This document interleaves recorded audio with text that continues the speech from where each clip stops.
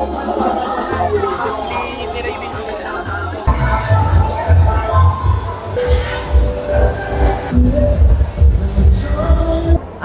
po si Rosana Rubiano, nakatira sa Talon 3.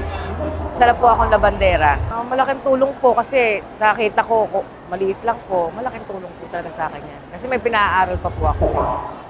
Sa akin lang po, sana po magtuloy-tuloy, matulungan niya po kami mga solo parents na yung pangbuwan-buwan na pangangailangan namin. Dahil tulad ko, hirap po ako, maliit lang po ang kita ko. Ako si Rosalinda Mendoza Usen, taga Cypress, Manggahan, Pilar, Las Piñas.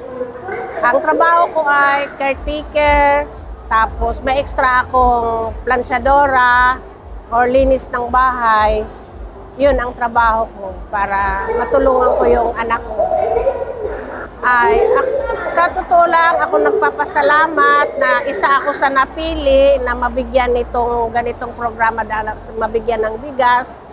Dahil ako na lang ang naghanap buhay. Kung may anak man ako, may trabaho, pero ako pa rin ang kailangan talagang magtrabaho. Kaya malaking tulong sa akin yan ngayon, yung binibigay sa akin na bigas.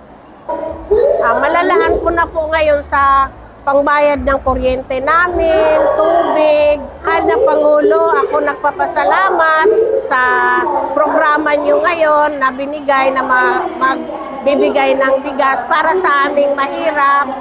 Malaking tulong po talaga kasi kung bibilihin ko pa yan sa mahal ng bigas ngayon, malaki po talaga kasi magkano na po ang bigas natin ngayon, di ba? So ngayon, kakainin namin yan ng dalawa kami ng anak ko.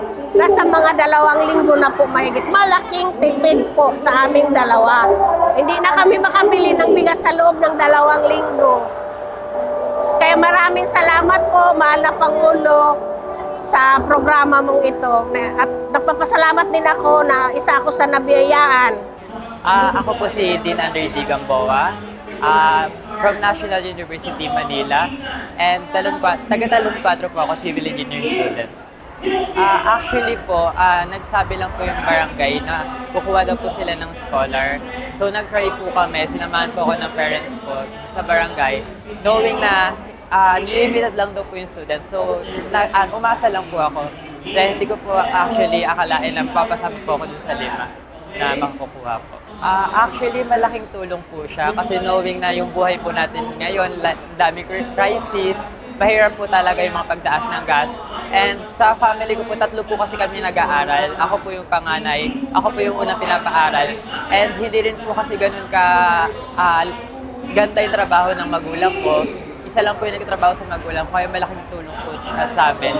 Mapagaan po yung daily po na ginagastos namin sa bahay.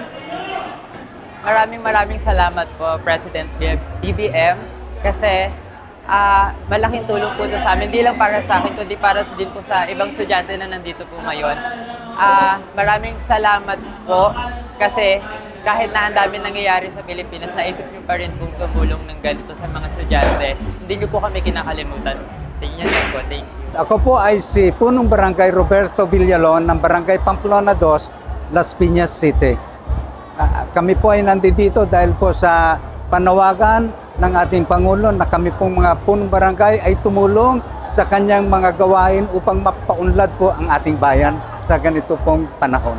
Tamang-tama po ito. Itong programa ng Presidente, siyempre ho, ang unang problema po ng ating mga estudyante, lalo po sa aming barangay, ay yung pong financial problem. Kaya po itong programa po ito, yung pagbibigay po ng ating Presidente sa mga estudyante, deserving students ng financial assistance, ay malaking bagay po ito upang makatapos po sila sa ang kanilang mga kurso.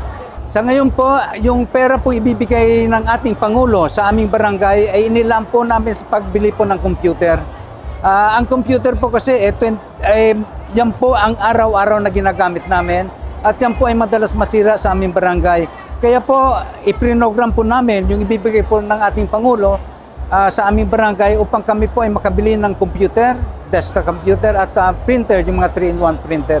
Yan po ay napakalaga sa amin upang aming records po ay mapanatiling tama at lagi pong magagamit namin pang araw-araw.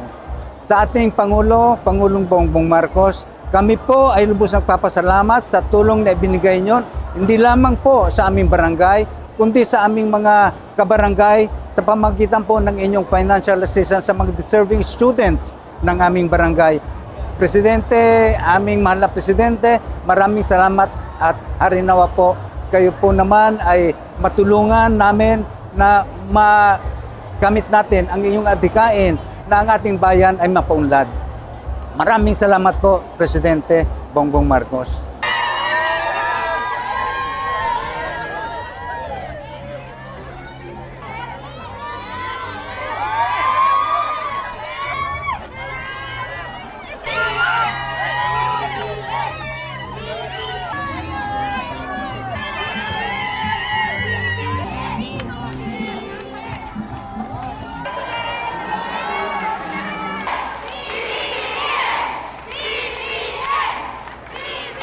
Ating natutunghayan ang implementasyon ng local. Dito po ang inyong pamahalaan. At hindi lamang para dito para sa mga programang ito, kung hindi patuloy po aming pag-iisip at paghahanap ng iba't ibang paraan upang tulungan ang ating mga kababayan na matulungan, na nangangailangan ng tulong, pagandahin ang mga buhay, at kahit papano, sana po ay magdala ng konting ginhawa. At kami nakikinig po naman sa inyo. Hindi lang kami basta't nagsasabi sa inyo kung ano yung mangyayari. Ngunit nakikinig din kami sa taong bayan para malaman namin ano ba ang inyong pangangailangan. Kaya sabihan po niyo kami para alam po namin ang gagawin namin at kung kaya namin gawin, hanggat kaya ng ating pamahalaan, hanggat kaya namin gawin, ay gagawin namin para sa inyo.